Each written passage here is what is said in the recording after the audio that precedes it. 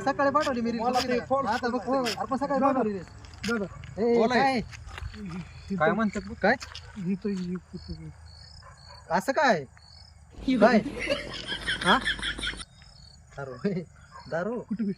हाय हाय एक किती प्या फुकटात प्या किती पण प्या किती लांब आहे अजून हा इथं तुम्ही फक्त चला तर किती काय चांगले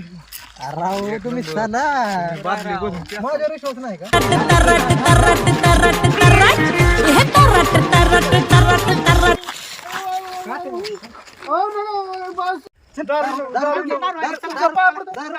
गावात